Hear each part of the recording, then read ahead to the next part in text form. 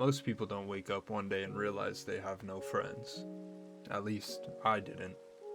There wasn't some dramatic falling out, no one betrayed me, and honestly, no one even left me.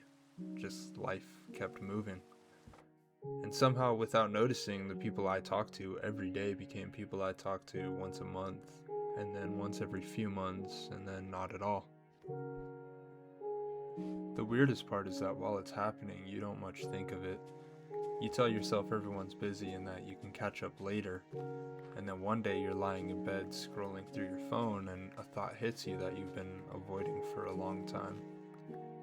If I didn't text anybody first, would anybody text me? And that's kind of a hard question to sit with, because once you ask it, you start to notice things.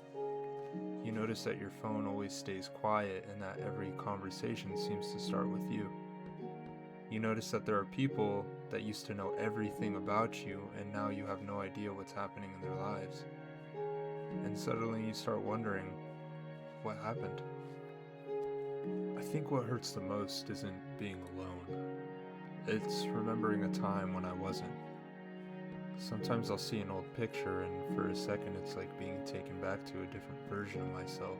A version where there was always someone to talk to, someone to call, and even someone to send a stupid meme to at 2 o'clock in the morning.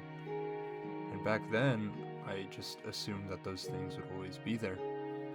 I never stopped to think that one day I'd miss something as simple as seeing my friend's name pop up on my screen. Maybe this is just what growing up looks like. Maybe everybody is losing people and pretending they're not. And maybe everyone is just a little bit lonelier than they like to admit. I don't really know. But what I do know is that friendship isn't something that most people appreciate until it's gone. You never realize you're living in the good old days while you're living in them, only after. And maybe that's why this hurts so much. Not because we have no friends, but because we remember what it felt like when we did. The strange thing is that nobody prepares you for any of this. People talk about finding a career, finding purpose, and finding love, but nobody talks about losing friends. Nobody talks about how weird it feels to outgrow people or to be outgrown by them. Nobody talks about the guilt or the awkwardness. The feeling of missing someone who isn't technically gone. It's a different kind of loss. They're still alive and they're still out there somewhere, but they aren't a part of your life anymore. And somehow that makes it hurt even more. And maybe that's the lesson I've been trying to learn. Not everything is supposed to last. Some people are meant to be part of one chapter of your story, and that's okay. Because the value of friendship was never measured by how long it lasted, it was measured by the fact that it happened at all.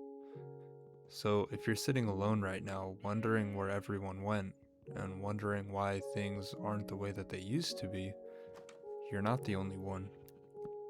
A lot more people feel this way than they'll ever admit. And maybe, somewhere out there, someone is looking at your old messages too, wondering what happened. Wondering if they should reach out, wondering if you still think about them, just like how you're thinking about them now. Maybe having no friends isn't the saddest part.